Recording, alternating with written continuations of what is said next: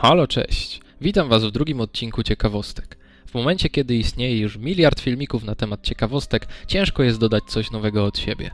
Nie chciałbym się powtarzać, więc możliwe, że więcej odcinków nie będzie. No chyba, że znajdę coś naprawdę konkretnego. Zaczynajmy! Gdy za pomocą kodów przemienimy się w śniącego, nie możemy się nim poruszać, jednak po naciśnięciu klawisza Shift układa się on do snu, czemu towarzyszy animacja oraz później dźwięk chrapania. Być może przebudzenie śniącego początkowo miało wyglądać tak. Kilka potworów w grze ma niewykorzystywane przez nie animacje. O orkach z kuszami mówiłem w poprzednim odcinku, do którego zapraszam, jeśli ktoś nie widział. Zombie posiada animację wspinania się, lecz nie wykorzystuje jej podczas ataku na bohatera. Nawet wilk posiada animację wspinania, jednak by ją wykorzystać, potrzebujemy naprawdę niskiej półki. Posiada także animację wstawania, gdy spadnie z większej wysokości. Kod Insert PC Rockefeller oczywiście przywołuje nam postać, która posiada wszystkie przedmioty w grze.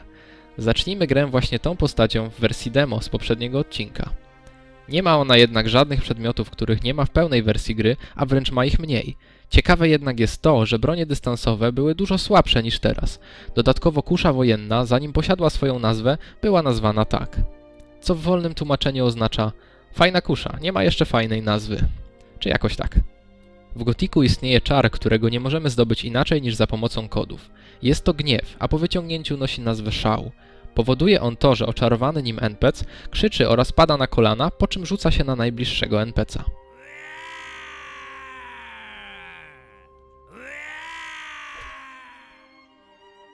Tak samo działa to na potworach. Ciekawe, dlaczego twórcy postanowili go nie dodawać w finalnej wersji gry. Być może był za silny. W poprzednim odcinku mówiłem wam o mapie z wcześniejszej wersji gry.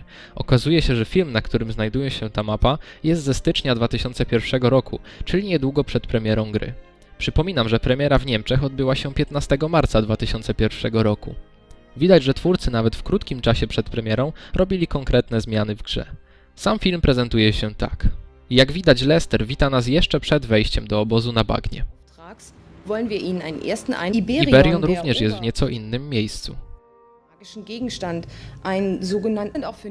Kamera podczas walki jest umieszczona pod kątem.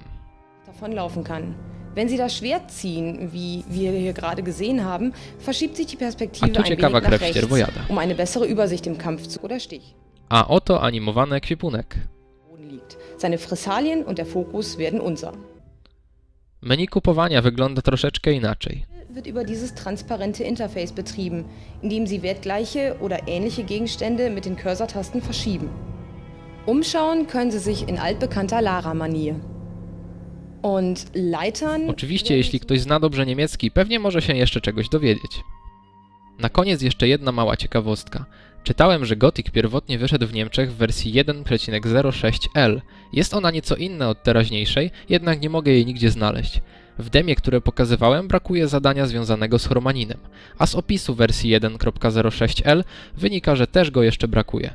Wychodzi na to, że chromanin został dodany dopiero w którymś z patchów, a mimo tego wydaje się być niedokończony. No i to by było na tyle w tym odcinku. Tak jak mówiłem na początku, ciężko jest już znajdować nowe ciekawostki, więc możliwe, że trzeci odcinek, jeśli w ogóle się ukaże, to trzeba będzie na niego dłużej poczekać. Tymczasem zapraszam do innych moich filmów, a być może zostaniecie na dłużej. Trzymajcie się i cześć.